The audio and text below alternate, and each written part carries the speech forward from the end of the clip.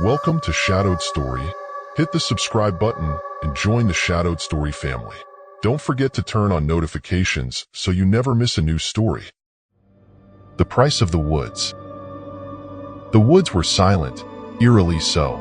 Not the kind of silence that came with peace, but the kind that seeped into your skin and gnawed at the edges of your sanity. My wife, Lisa, was a few paces behind me, her flashlight beam jittering across the twisted trees as she stumbled over roots and uneven ground. The light was fading fast, the twilight sky bleeding into inky blackness, and every shadow seemed alive. "Sofia," I called, my voice hoarse from hours of shouting. The name echoed into the void, swallowed by the dense forest, as if the trees themselves were conspiring to keep her hidden. Lisa caught up to me, panting, her face pale and streaked with tears. "We've been looking for hours. Where could she be?" I wanted to reassure her, to tell her we'd find Sofia, that she was probably just playing hide and seek like she always did. But the truth sat heavy in my chest. She'd never wandered this far before, and the sun was gone now. The cold bit at my face, and the weight of the woods pressed in around us like a living thing. Lisa clutched my arm. "She's only 7. What if she's—" "Don't," I snapped, more harshly than I intended. I couldn't bear to hear her say it. I couldn't let myself think it. We pressed on, the flashlight beams slicing through the thickening darkness. My boots crunched against brittle leaves and twigs, every sound amplified in the stillness. I tried to focus on Sofia's laugh, her bright smile, the way she always insisted on climbing trees even though she was terrified of heights. I clung to those memories like a lifeline. Then I saw it. It was in the center of a small clearing, illuminated by a sliver of moonlight that pierced through the skeletal branches overhead. At first, I thought it was just a bundle of rags or debris left by some careless hiker, but as I stepped closer, the shape resolved into something much more distinct. A doll. It sat propped against the gnarled roots of an ancient oak tree, its head tilted to one side as if in contemplation. The doll was old, ancient, even. Its porcelain face was cracked and stained, its glass eyes cloudy and lifeless. The dress it wore had once been white, but now it was yellowed with age, tattered and frayed at the edges. But it wasn't just its age that unsettled me. There was something unnervingly familiar about it. "Lisa," I called softly, beckoning her over. She approached, her flashlight catching the doll in its beam. Her sharp intake of breath told me she recognized it too. "That's," her voice faltered, "that's Sofia's." I frowned. "It looks like hers, but—" "No, it is hers." Lisa dropped to her knees, reaching out to touch the doll with trembling hands. "She brought it to the picnic, remember? She said it was her favorite." I did remember. Sofia had clutched the doll to her chest the entire drive, chattering about how she was going to show it the flowers and let it play in the sunshine. But how had it ended up here, in the middle of the woods? I crouched down beside Lisa, staring at the doll. It looked heavier than I remembered, its once vivid blue eyes now dull and hazy.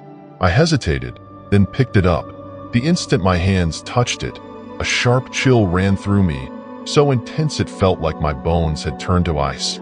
I nearly dropped the doll, but something compelled me to hold on. Its glassy eyes seemed to lock onto mine, and for a moment, I could have sworn I saw something move behind them, like a shadow flitting across the surface of a frozen lake. "Did you feel that?" I asked Lisa, my voice barely above a whisper. She shook her head, but her expression was uneasy. "Feel what?" I didn't answer. I couldn't explain it, and I wasn't sure I wanted to. As I held the doll, a faint sound reached my ears. It was so soft I almost thought I was imagining it. A whisper, like the rustle of dry leaves in the wind. But there was no wind. "Did you hear that?" I asked. Lisa looked at me, her face pale. "Hear what?" I stared at the doll, my pulse quickening. The sound was growing louder, more distinct. It wasn't the wind. It was a voice. "Help me." I froze, the blood draining from my face. The words were faint, barely more than a breath, but they were unmistakable.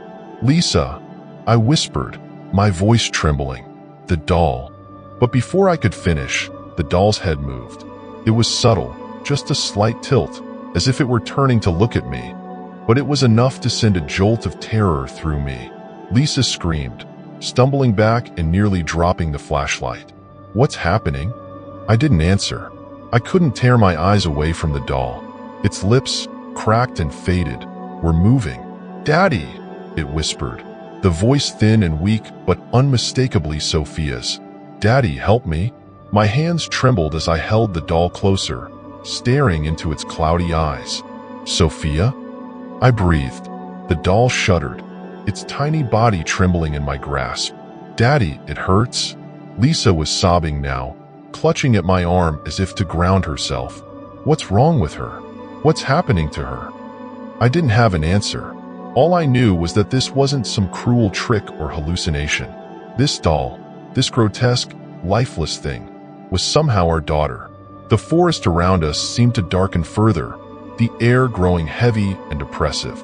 The trees loomed closer, their twisted branches reaching out like skeletal fingers. And then, from somewhere deep within the woods, a laugh echoed.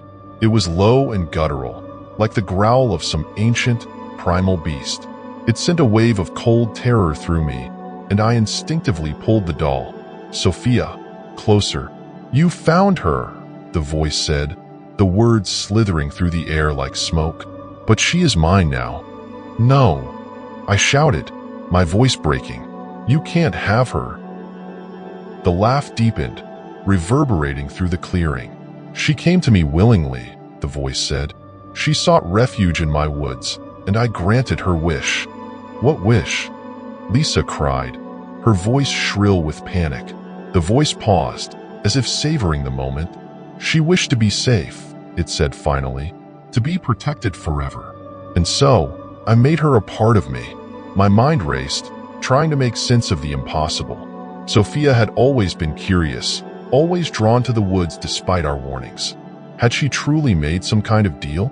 I looked down at the doll, at Sofia, her glass eyes now glistening with tears. "Daddy," she whispered again, "don't let me go." I tightened my grip, my heart breaking. "I won't," I said firmly. "I won't let anything happen to you." But the voice returned, colder now, filled with cruel amusement. "If you wish to save her," it said, "you must offer something of equal value."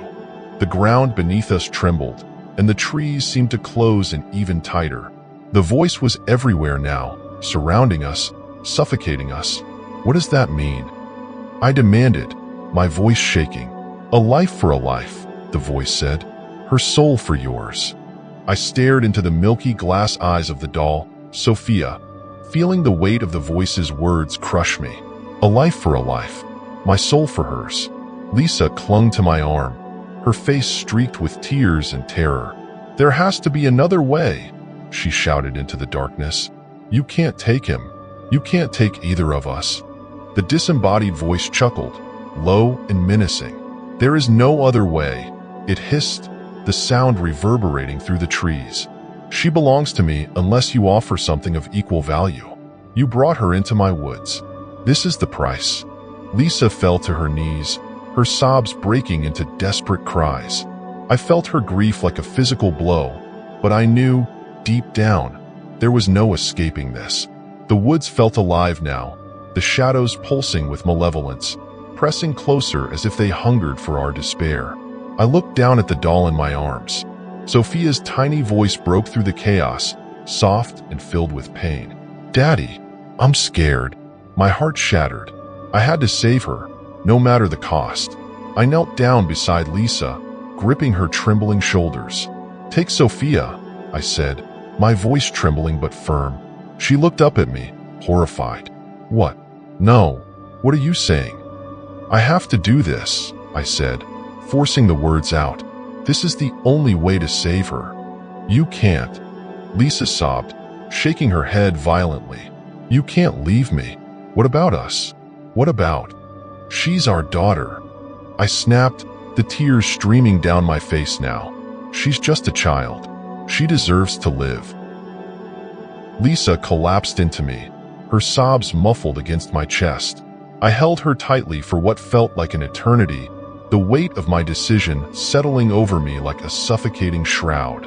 Finally, I pulled away, placing the doll, Sofia, into her trembling hands. The moment Lisa took her, the forest seemed to exhale, the oppressive air lifting slightly. But the darkness still loomed, waiting. I stood and faced the shadows. "Take me," I said, my voice steady despite the terror clawing at my insides. "Let Sofia go. Take me instead." The woods fell silent. Even the ominous whispers of the trees had stopped. For a moment, I thought nothing would happen.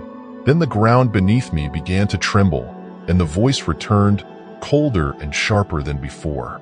"So be it." The air grew colder, a biting frost that seemed to seep into my very soul. The shadows swirled around me, coiling like smoke, and I felt an invisible force tugging at my chest, pulling me toward the darkness. "Daddy!" Sofia's voice cried out, clear and strong now. I turned back one last time, locking eyes with Lisa. She was clutching Sofia, the doll, her face a mask of anguish. "I love you," I whispered, my voice breaking. Before she could respond, the darkness swallowed me whole. I expected pain. I expected fire or cold or some unspeakable torment. But there was only silence, an endless, suffocating void. I couldn't see, couldn't feel, couldn't move. It was as if I had become part of the darkness itself. And then, faintly, I heard Sofia's voice. "Daddy, thank you." Her words were like a balm, soothing the terror and despair threatening to consume me. I clung to that sound, to her voice, even as the void pressed in around me. Somewhere, far away, I thought I heard Lisa's voice too, calling my name. But it was distant, fading. I didn't know what would happen next. I didn't know if I'd ever escape the darkness, or if I'd be trapped here forever, a prisoner of the malevolent force that had claimed me. But Sofia was safe. She was alive. And that was enough. Lisa stumbled out of the woods, clutching Sofia tightly to her chest. The doll's glassy eyes were gone now, replaced with bright, tear-filled human ones. Sofia was whole again, her tiny body warm and alive in Lisa's arms. "Where's Daddy?"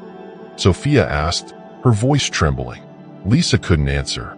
She could only hold her daughter tighter, her tears falling silently as they left the cursed forest behind. Behind them, the woods seemed to sigh, the darkness retreating back into its ancient depths, waiting for its next visitor.